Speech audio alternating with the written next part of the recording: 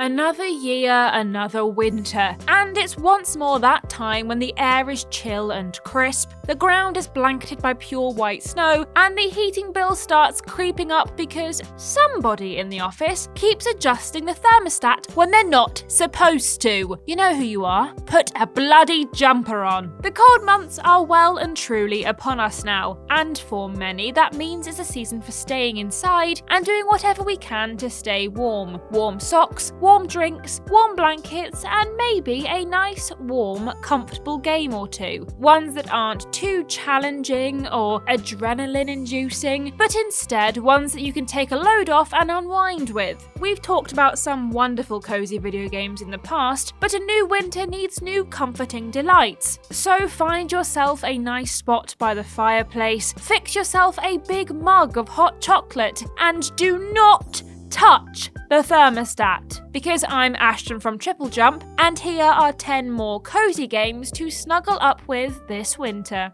Number 10, Book of Travels. Nowhere does it say that a cozy game has to be a solitary experience. Quite the opposite. Oftentimes the best way to lighten up a dark night is by inviting a few friends over. Emphasis on a few, of course, because there's nothing more decidedly uncozy than a loud, screaming mob of people in your home. Those who want a spot of company during their relaxation time should look no further than Book of Travels, a massively multiplayer online RPG that does away with much of the massiveness. Each of the game's servers have a maximum player count in the single digits, and communication between players is limited to gestures and emotes to encourage bonds formed from trust and active cooperation. Whether playing solo or as a group, Book of Travels is a low-pressure experience that lets you play at your own pace. Combat is an option, but one that can be avoided, and if you'd rather just enjoy a leisurely walk through the game's gorgeous environments, you're free to do that as well. Book of Travels was released into early access in October 2021,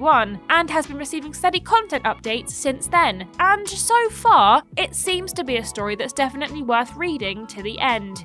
Number 9, Megaquarium. Ask people to name their ideal date spots, and alongside the obvious choices, fancy restaurants, romantic beaches, Stoke-on-Trent, you're bound to hear someone bring up the aquarium. And for good reason. They're usually nice and quiet with a soothing ambiance, and you might even get to touch the rays if you're lucky, or fast enough to evade security. Megaquarium puts players in charge of building and managing their very own aquarium, meaning they get to be the ones who decide where to build the tanks, what species of fish to put in them, who to hire for the new business, and, more crucially, which drinks to serve at the concession stand. There is a campaign mode to play through, but it mostly exists as a tutorial for the sandbox creator mode, which is where the heart of the game truly lies. That may sound like a lot to manage, but Megaquarium keeps things simple and breezy with its interface and mechanics, to put as few barriers as possible between you and the aquarium of your dreams. The depth is there for players who want it, but for everyone else, feel free to just sit back and watch the fish swim in circles. It's,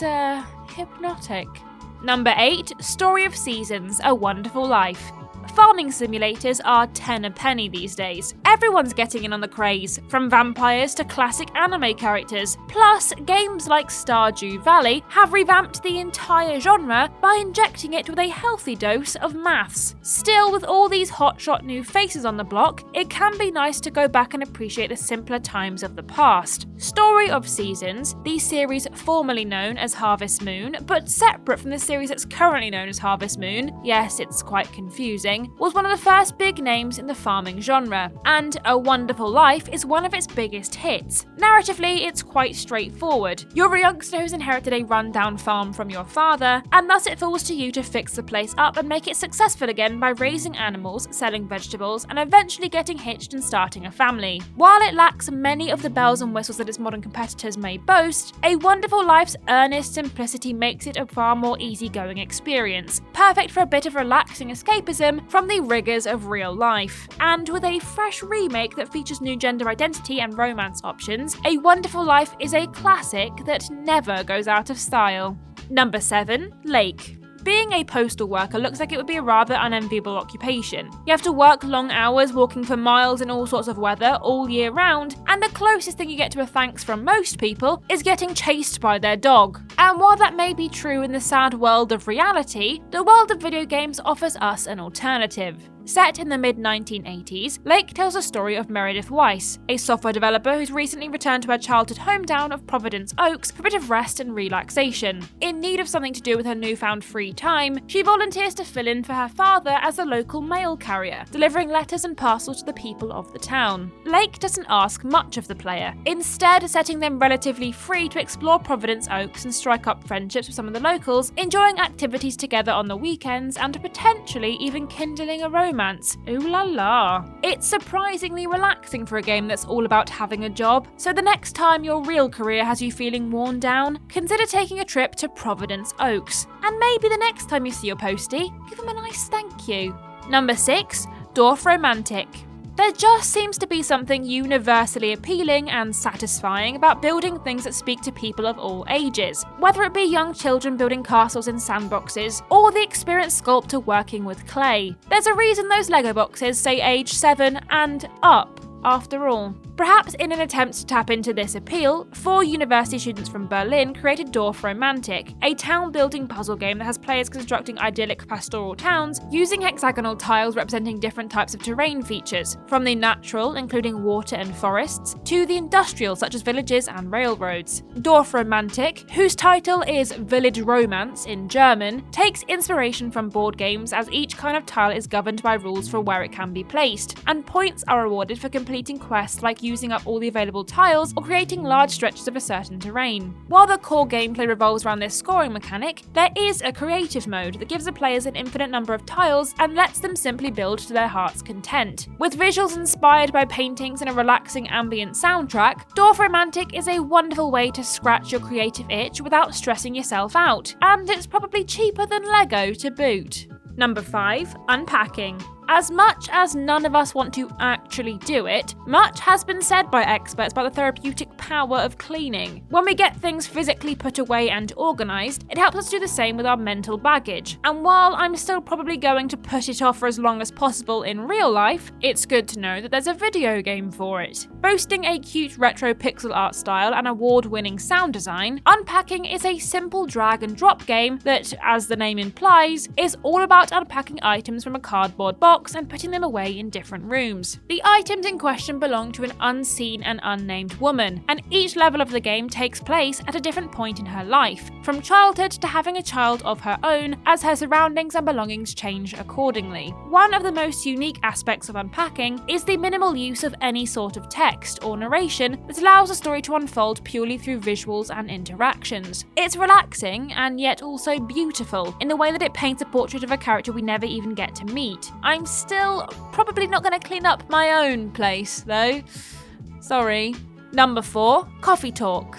I love the smell of coffee in the morning, or the afternoon, or the evening, or really any time of day for that matter. It's a smell that symbolises many things: warmth, comfort, productivity, and depending on where you live, even alien visitations, apparently. Such is the world of Coffee Talk, a game that takes place in the distant fantasy land of Seattle, Washington, where you work as a humble barista at a small local coffee shop, serving drinks to the local populace of werewolves, vampires, demons, and mermaids. Sounds pretty par for the course for the big city, really. The bulk of the gameplay is made up of conversations with local patrons, but in between those, you'll be brewing coffee that can affect the way the story plays out, and checking out your friends' social media profiles or looking up recipes on your phone. What Coffee Talk ultimately offers players is a chance to have their own little comfortable corner of the world, a place for friends to come and visit where the biggest problems to be confronted are whether a latte has too much foam. And for those who feel like they need a second cup, the game also got a sequel. Number 3. Grow Home. Gardening can be a very relaxing hobby. It's enriching to raise something from birth and see it grow all through its life. I imagine it's the same feeling a parent has, only without the anxiety of how you're going to pay for a ficus to go through university. Like many mundane tasks, however, I've often asked myself the question, what if I could do all of this as a robot? In Grow Home, you play as the botanical utility droid, aka Bud, an adorable little automaton whose mission is to tend to the growth of a massive beanstalk known as the star plant and collect its seeds. While climbing the star plant, Bud will find numerous floating sky islands ripe for exploration, each with their own treasures to find and flora and fauna to study. The player is free to wander the skies to their heart's content, regardless of whether they want to actively seek out new upgrades and abilities to further their mission, or simply prefer to leave no stone unturned. Whether you're a nature lover, an aficionado of small robots, or just someone who loves adventure, Grow Home is sure to be a delightful experience. Number 2, Lil Gator Game. Nostalgia is a powerful force, one that often leads people to make questionable life decisions. True, I probably didn't need to buy a copy of every comic book I used to read as a child now that I'm an adult, but I swear they still hold up. If you, however, would rather not fall prey to the pitfalls of trying to relive your childhood, why not try to relive someone else's childhood from the comfort of your own sofa? In Lil Gator Game, players take on the role of a young anthropomorphic alligator who just wants to spend the day playing with their older sister while she's home from university. But sadly, she's just too busy with schoolwork. What's a Lil Gator to do? Why craft a Zelda-esque fantasy-style adventure with the help of some friends, imagination, and an awful lot of cardboard, of course. Lil Gator Game borrows many aesthetics and mechanics from the fantasy adventure games it parodies, but without the threat of bodily harm, as the harshest consequence our intrepid hero faces is being late for dinner. It provides an excellent method to recapture some of the magic of your youth without having to risk further strain to your aching knees. Getting old sucks. And number 1, Frog Detective: The Entire Mystery.